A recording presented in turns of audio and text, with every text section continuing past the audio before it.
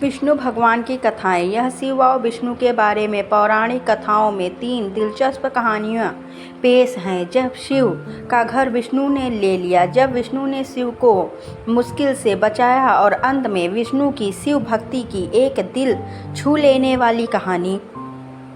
क्या आप बद्रीनाथ की कहानी जानते हैं? यह वह जगह है जहां शिव और पार्वती रहते थे। यह उनका घर था। एक दिन नारायण यानी विष्णु के पास नारद गए और बोले, आप मानवता के लिए एक खराब मिसाल हैं। आप हर समय शेषनाग के ऊपर लेटे रहते हैं। आपकी पत्नी लक्ष्मी हमेशा आपकी सेवा में लगी रहती है और आपको लाड करती रहती हैं। इस ग्रह के अन्य प्राणियों के लिए आप अच्छी मिसाल नहीं बन पा रहे हैं। आपको सृष्टि के सभी जीवों के लिए कुछ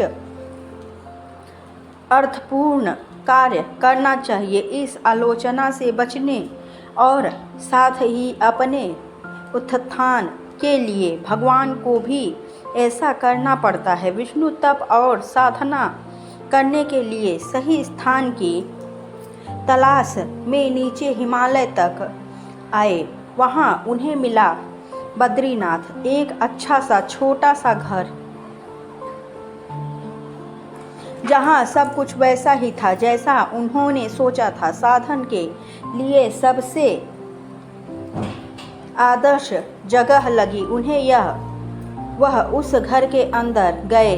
घुसते ही उन्हें पता चल गया कि यह तो शिव का निवास है और वह तो बड़े खतरनाक व्यक्ति हैं। अगर उन्हें गुस्सा आ गया तो वह आपका ही नहीं, खुद का भी गला काट सकते हैं। ऐसे में नारायण ने खुद को एक छोटे से बच्चे के रूप में बदल लिया और घर के सामने बैठ गए। उस वक्त शिव और पार्वती बाहर कहीं टहलने गए थे। जब वे घर वापस लौटे तो उन्होंने देखा कि एक छोटा सा बच्चा जोर जोर से रो रहा है। पार्वती को दया आ गई। उन्होंने बच्चे को उठाने की कोशिश की। शिव ने पार्वती को रोकते हुए कहा, इस बच्चे को मत छूना।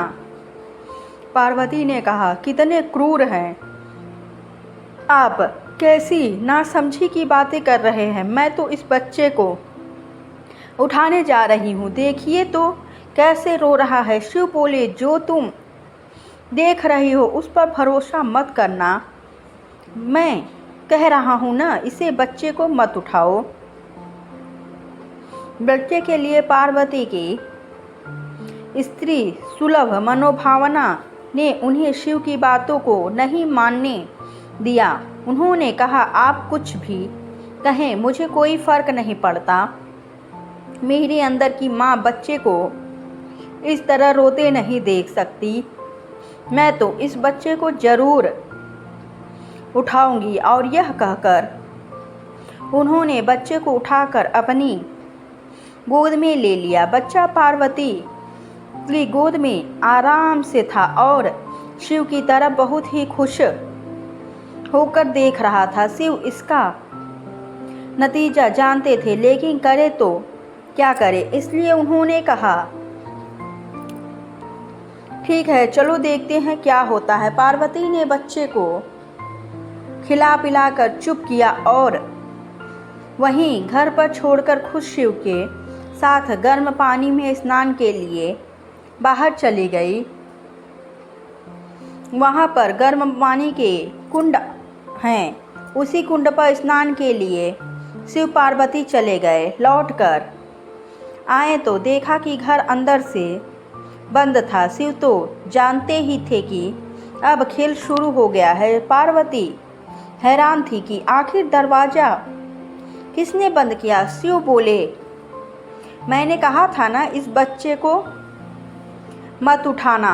तुम बच्चे को घर के अंदर लाई और उसने अंदर से दरवाज़ा बंद कर लिया है।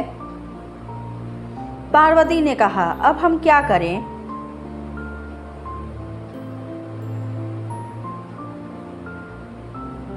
शिव के पास 2 विकल्प थे। एक, जो भी उनके सामने है उसे जलाकर भस्म कर दे और दूसरा वे वहां से चले जाए और कोई रास्ता ढूंढ ले।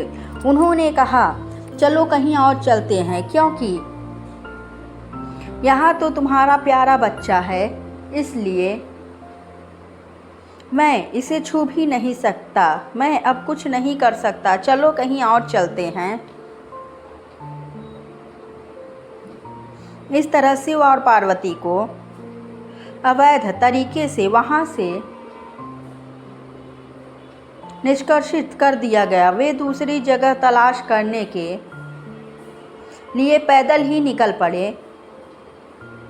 दरअसल बद्रीनाथ और केदारनाथ के बीच एक चोटी से दूसरी चोटी के बीच सिर्फ 10 किलोमीटर की दूरी है। आखिर वे वह केदार में बस गए और इस तरह शिव ने अपना खुद का घर खो दिया।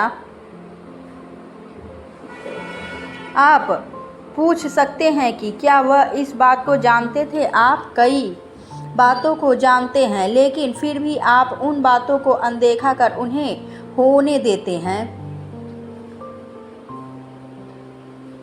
विष्णु भगवान की कहानी। जब विष्णु ने शिव को मुश्किल से बाहर निकाला,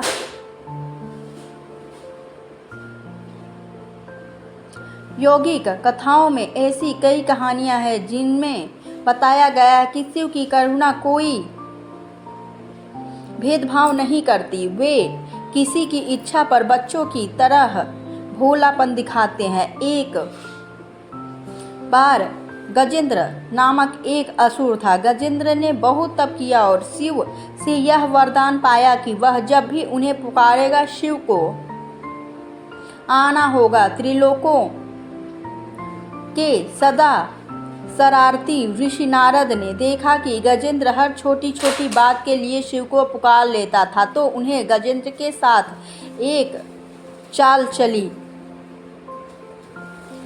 उन्होंने गजेंद्र से कहा, तुम शिव को बार बार क्यों बुलाते हो? वह तुम्हारी हर पुकार पर आ जाते हैं।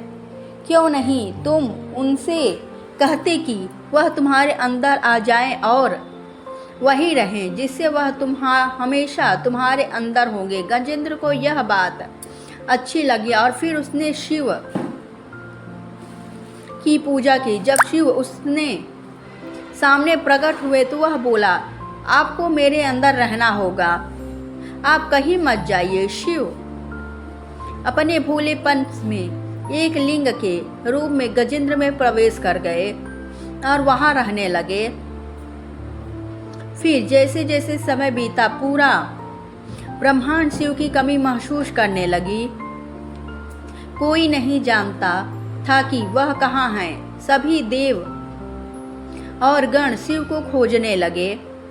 काफी खोजने के बाद जब कोई यह पता नहीं लगा पाया कि वह कहाँ हैं, तो वे हल ढूंढने के लिए विष्णु के पास पहुंच गए। विष्णु ने स्थिति देखी और कहा, वह गजेंद्र के अंदर है। फिर देवों ने उनसे पूछा कि वे शिव को गजेंद्र के अंदर से कैसे निकाल सकते हैं,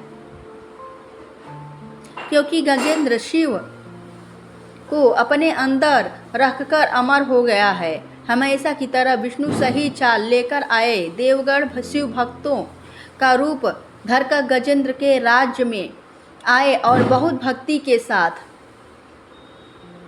शिव का स्तुति गान करने लगे। शिव का महान भक्त होने के कारण गजेंद्र ने इन लोगों को अपने दरबार में आकर गाने और नाचने का न्योता दिया। शिव भक्तों के वेश में देवों का यह दल आया और बहुत भावनाओं के साथ बहुत भक्ति पूर्वक वे शिव के लिए भक्ति गीत गाने लगे, नाचने लगे। शिव जी को गजेंद्र के अंदर बैठे हुए थे, अब खुद को रोक नहीं सकते थे। उन्होंने जवाब देना ही था, तो वह गजेंद्र के टुकड़े टुकड़े करके उससे बाहर आ गए। विष्णु की शिव भक्ति। शिव की पूजा देवता और राक्षस। शिव की पूजा देवता और राक्षस, देव और असुर, श्रेष्ठ और अधम दोनों करते हैं। वह हर किसी के लिए महादेव हैं। विष्णु भी उनकी पूजा करते हैं। विष्णु की शिव भक्ति को बताने वाली एक बहुत सुंदर कहानी है। एक बार विष्णु ने शिव के वादा किया कि वह शिव को 1008 कमल अर्पित करेंगे। वह कमल के फूलों की तलाश में गए और पूरी दुनिया में खोजने के बाद भी उन्हें सिर्फ 1007 कमल के फूल मिले, एक कम था। उन्होंने आकर सब कुछ शिव के सामने रख दिया। शिव ने अपनी आंखें नहीं खोली, वह सिर्फ मुस्कुराए क्योंकि एक कमल कम था। फिर विष्णु ने कहा, मुझे कमल नयन कहा जाता है, जिसका अर्थ है कि कमल के फूलों की तरह आंखों वाला भगवान। मेरी आंखें किसी कमल की तरह सुंदर हैं, तो मैं अपनी एक आंख अर्पित करता हूँ। और उन्होंने तुरंत अपनी दाहिनी आंख निकालकर लिंग पर रख दी। इस तरह की भेंट से प्रसन्न होकर शिव ने विष्णु को वरदान दिया